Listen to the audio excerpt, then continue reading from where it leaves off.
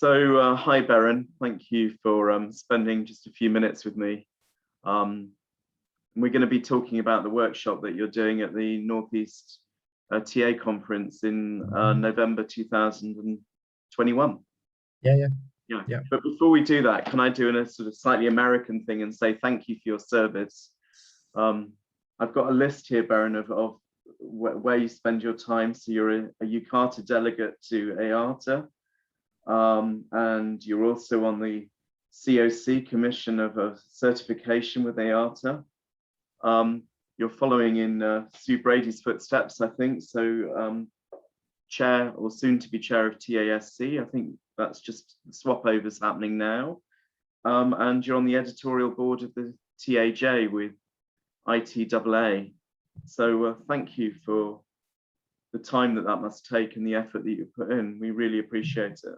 Well, you're welcome.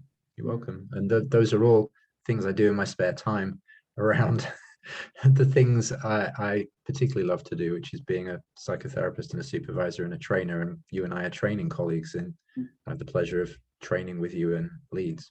Which is great. And occasionally we get a sort of WhatsApp photo of you out in a canoe or a kayak on one of the lakes, which is just stunning. Yeah. So The Horse in the Room, I think, is the workshop title. Would you be willing to just say a little bit more and you know what people can expect from attending it? Yeah. So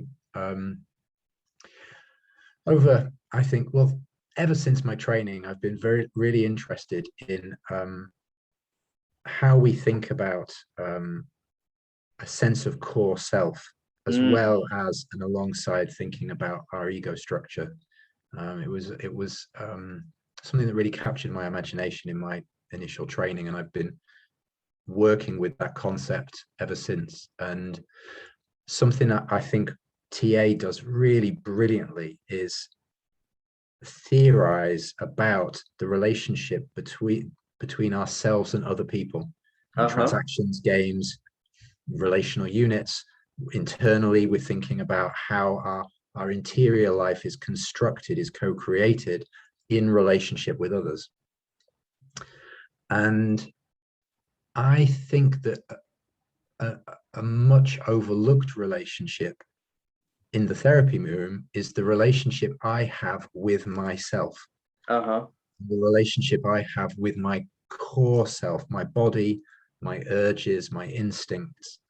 And that is, I think, as important a relationship, this internal relationship between how I would think of between the ego structure and the core is, I think, as equally interesting and valuable to look at as the relationship between the ego structure and the other. And so this workshop is developing ideas that I've shared already in conferences and I've written about in the TAJ. It's developing these ideas, and particularly using this metaphor of a horse and its rider. That when you look at work that child psychologists do, where they video parents interacting with their infants, I think what we're watching in many ways is parents teaching their little infants how to manage their bodies. And the analogy I think I draw to that is a riding instructor with a pupil teaching them how to manage the horse that's underneath them. And I think sometimes often we don't learn very well how to manage the horse beneath us, like how to really authentically live with our body, our instincts, our urges. And instead we bridle the horse too tight, we put the saddle on too tight, we might use a whip or spurs, or the opposite. We might just let it go where the horse takes us.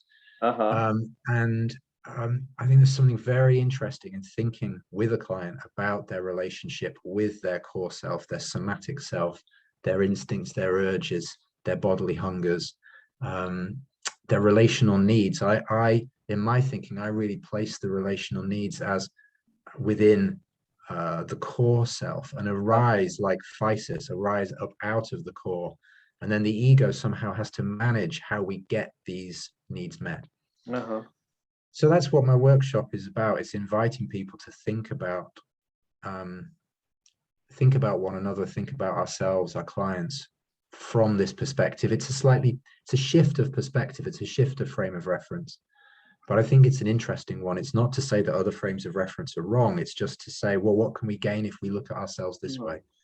I love it. It's coming from your and to share some case examples to get people thinking about their own practice, their own lives, inviting people particularly to think about, okay, so what do we do if someone comes into the room and the horse is absolutely bolting, is running wild, and they're just hanging on for dear life around its neck?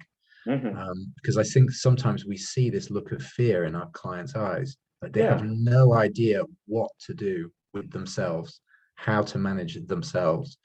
And I think this metaphor of the horse and the rider can be quite useful. So that's what I'm bringing, and looking forward to talking about on the day.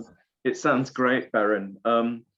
I was thinking about Mary Cox and her fried egg model, and wondering if, it's sort of in the landscape of Cumbria and up that part of the world, whether some of this has got its deep roots in Mary Cox theory, because I think she it does. Yeah, of course. I specifically wrote the article I did in the TAJ to try to bring that model into the TAJ's canon, because it wasn't there before. And I've updated it slightly, but it's been in the roots of my training, because my trainers were taught by Mary and I trained in Cumbria, and I'm looking to export it further afield, and to encourage people to know about this bit of theory that Mary developed and to develop it further.